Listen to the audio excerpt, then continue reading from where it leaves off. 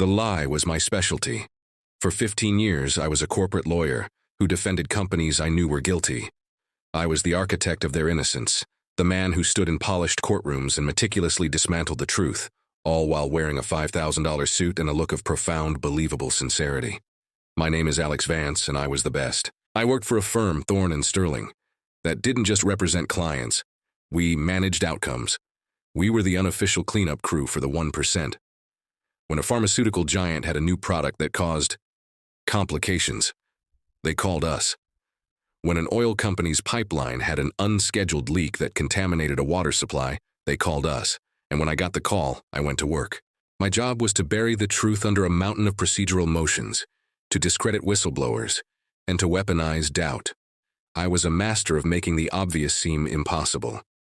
Show me the man, my old mentor used to say, and I'll show you the weakness. I lived by that. I found the weaknesses, I exploited them, and I always won. I wasn't a monster. That's what I told myself. I was a pragmatist. I was a father and a husband. My wife, Sarah, was a kind, brilliant art curator. My son, Leo, was 8, and he had his mother's bright, honest eyes. The life I provided them was my justification. We lived in a beautiful glass-walled house in the suburbs, a fortress of calm and stability. My salary, fueled by bonuses from my victories, ensured they would never know the struggles I grew up with. I compartmentalized. The man who read bedtime stories to Leo was not the same man who destroyed a small town's lawsuit during the day. I kept those two worlds separated by an impenetrable wall. The case that shattered the wall was called Project Aegis. It was a Tuesday.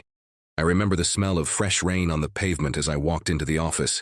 The file was already on my desk, thick and heavy. The client, OmniCorp, a massive industrial manufacturing conglomerate. The problem, a catastrophic chemical spill in a small rural town called Willow Creek. The internal memos were clear. A holding tank had failed due to neglected maintenance. For 3 weeks, hazardous chemicals had leached into the town's soil and water supply. The company knew.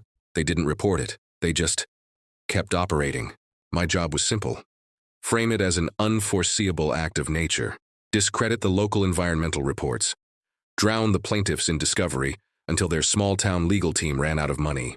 It was a standard playbook, my playbook. I flew to the town to oversee the initial depositions. It was a place I'd never heard of, a small, forgotten dot on the map. I was sitting in a stuffy, wood-paneled law office reviewing the plaintiff list when I saw his name. The lead witness, the man whose farm was at the center of the contamination, the man whose family was reportedly suffering the worst health effects. The name was Daniel Vance, my brother. My blood ran cold. The air in the room felt thin, unbreathable. I hadn't seen my older brother, Daniel, in 20 years. Not since our father's funeral, when he looked at me in my new, expensive suit and told me I was a parasite in a tie. He was the idealist, the one who stayed home to run the family farm, the one who believed in things like community and integrity. I was the sellout who ran to the city. And now, after 2 decades of silence, I was the man hired to professionally, financially, and personally annihilate him.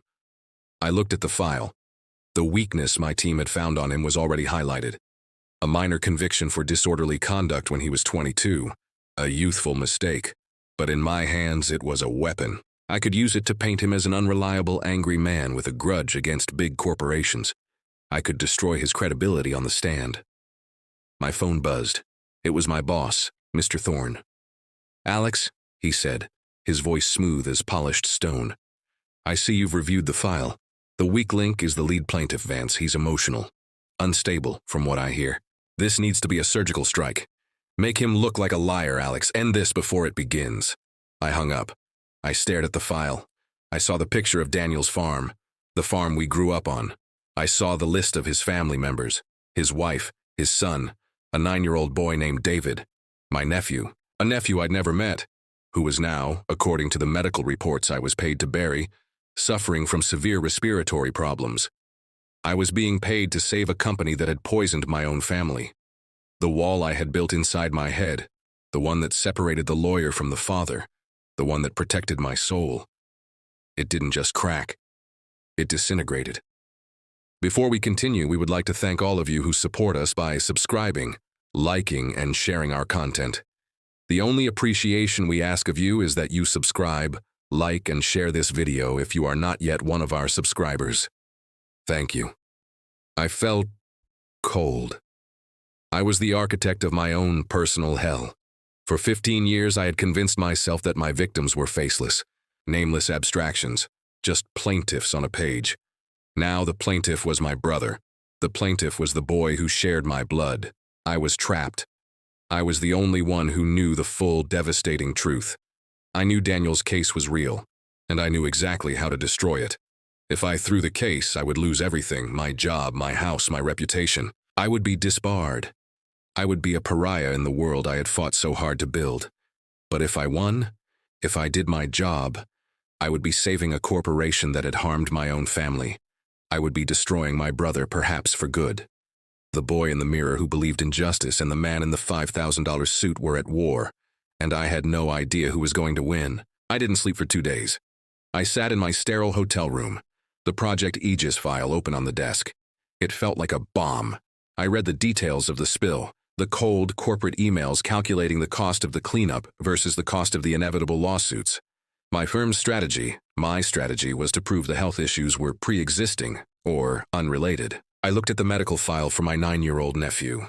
Severe, persistent asthma, chronic bronchitis. I thought of my own son, Leo, safe in his clean suburban bedroom, breathing filtered air. The money I used to pay for that filtered air was earned by ensuring this other boy, my blood, kept breathing poison. The cognitive dissonance was a physical weight, crushing my chest. I called Sarah. "Hey," I said, trying to keep my voice normal. "Hi, honey, how's the trip?" she asked, her voice bright and full of a life I didn't deserve. "Leo just scored 2 goals at his soccer game." That's great, Sarah. Tell him I'm proud." I paused. I have a strange question. Do you still have those old photos? From before we were married? The ones with my family? I think so, in the attic. Why? Just I'm feeling nostalgic, I lied. I'll see you Friday. I hung up. I couldn't mix her clean world with this. The path forward was a razor's edge. I couldn't throw the case. Thorne would know. He was a shark. He'd smell the blood in the water instantly. And he would destroy me, but I couldn't win it. I couldn't stand in a courtroom and dismantle my brother. I realized I didn't have to do either. I was the man who buried things. I was the man who knew where every digital body was hidden. If I couldn't win the case for my brother, I would give him the weapons to win it for himself. I spent the next 48 hours working in secret. I used my high-level partner access to go deeper into OmniCorp servers than I ever had before. I wasn't just looking for the Aegis files. I was looking for everything. And I found it. The smoking gun. The original unredacted environmental audit from 3 years ago, a report I had never even been shown. It was buried in a subserver under a false project name. It not only detailed the tank's structural failure, but it included a cost-benefit analysis signed by the CEO that proved they knew it would fail. They had calculated that a full repair was more expensive than the projected legal settlements from a minor spill. They hadn't just been negligent. They had planned for this. But I wasn't done. I also found the evidence of my firm's complicity. The emails from Mr. Thorne to OmniCorp's board, promising complete narrative control and witness mitigation long before the case was even filed. My own firm wasn't just defending a client. They were co-conspirators. I downloaded it all, the emails, the audit, the ledger. I put it on an encrypted, anonymous drive. The day of the deposition, I met my brother for the first time in 20 years. He was waiting in the small, fluorescent-lit conference room. He looked older. He was thinner than I remembered, his face carved with worry, but his eyes were the same. They were my father's eyes, filled with an unshakable, stubborn integrity. He looked at me when I walked in. His expression was a mixture of pure hatred and profound sadness. "So," he whispered, his voice raw. "They sent you. The family vampire, here to suck the last bit of life out of us." "Daniel," I started, but my voice caught. "Don't," he snapped. "Don't you dare use my name. You sold your soul for a suit, Alex. I knew this day would come. I never thought you'd be the one to do it to us." I sat down. My firm's lawyers were in the hall. We had 5 minutes. "I can't stop them, Daniel," I said, my voice low, urgent. "They will ruin you. They'll use the conviction from 2004. They'll say you're an unreliable witness. Let them," he said. "The truth is the truth." It doesn't matter, I said. The truth is just a story, and they are better at telling stories than you are. They will win. Then let them win, he said, his voice breaking. Let them take the farm. Let them take it all. I won't be silent.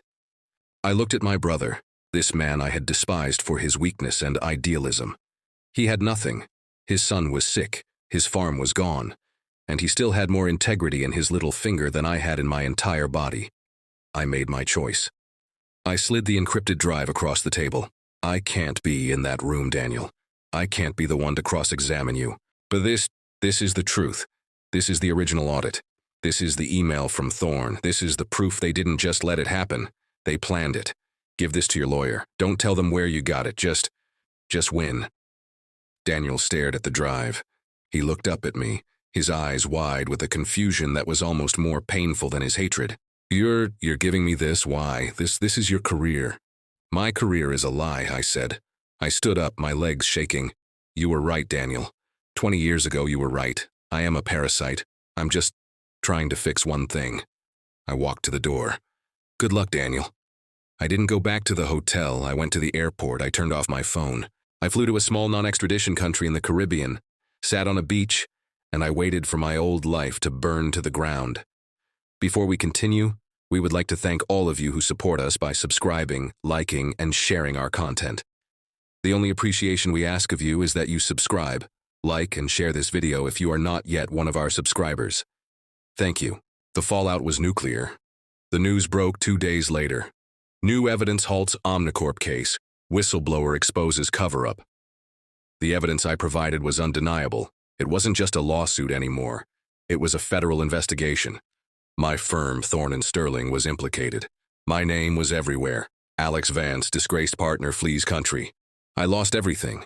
My partnership, my licenses, my bank accounts were frozen, my house was seized. And Sarah, she left. She took Leo. She couldn't be married to a fugitive, to a man who had lied to her for 15 years. I didn't blame her. I sat in that beach bar watching my life burn on an international news feed. I was alone. I was broke. I was ruined. And for the first time in my adult life, I felt clean. It took 2 years. 2 years of legal battles, of negotiations. I eventually returned to the U.S. I testified. I gave them everything. My testimony, in exchange for a plea deal, sent my old boss, Mr. Thorne, to prison. OmniCorp was fined into oblivion, and a massive trust was set up for the victims of Willow Creek. My own sentence was suspended. I was disbarred, of course. I'm not a lawyer anymore. I work at a small legal aid clinic now. I'm not a partner. I'm a paralegal. I make in a year what I used to make in a day. I live in a tiny apartment above a laundromat. I saw Daniel last month. He came to my apartment. He didn't say thank you. He didn't need to. He just sat with me. We shared a beer in silence. His son, my nephew, is breathing easier now. The farm is recovering. I learned that the hardest goodbyes are the ones we whisper to the person we used to be. The man in the $5,000 suit, the man who won every case. He's gone. He was an illusion. But the man I am now, he's real. I may have lost my fortune, but I finally, after 15 long years, found my integrity.